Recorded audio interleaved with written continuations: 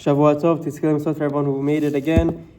We are continuing now to Halachot of Adar. I guess we are less than a week away from Purim, so we'll discuss with a few mornings left. We'll begin discussing the four primary mitzvot of the day. We'll begin with Mishloach Manot. Mishloach Manot, its source is in the Megillah, in the 9th chapter of the Megillah.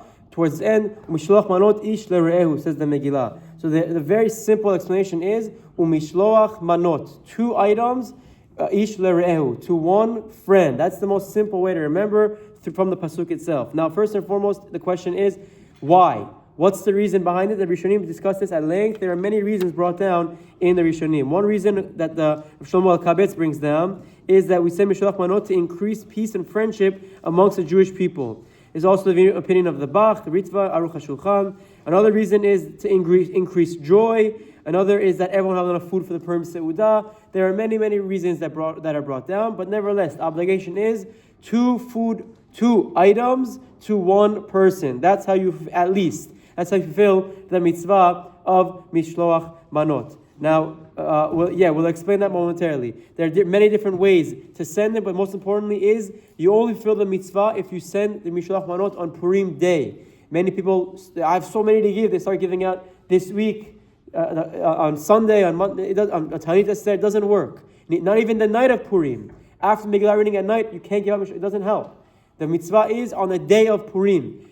Again, the minimum is to one person, 2 items, so if you give out all your extra ones before, but you save at least 2 items for one person, that suffices and works for giving of the mitzvah. Men and women are both obligated in the mitzvah equally. A married woman also must say Mishloach Manot as well, unless her husband sends on her behalf, which is totally okay.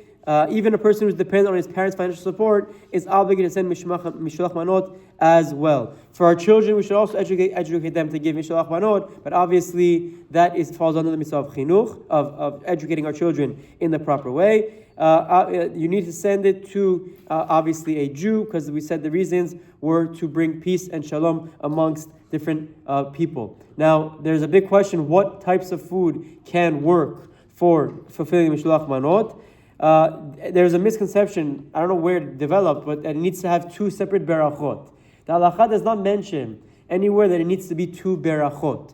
The Halacha says it needs to be 2 items. The Halacha says it can be 1 drink and 1 food, or 2 foods. The poskim discuss, can 2 drinks work? The Halacha is one may send 2 drinks or a drink and a food item, Mishloach Manot. However, it is better to send either a drink with a food or 2 foods without a drink. The Lechatchila, the poskim write that you want to ideally have 2 foods or a food or a drink. Don't send 2 drinks to fulfill the mitzvah of Mishloach Manot. But there's no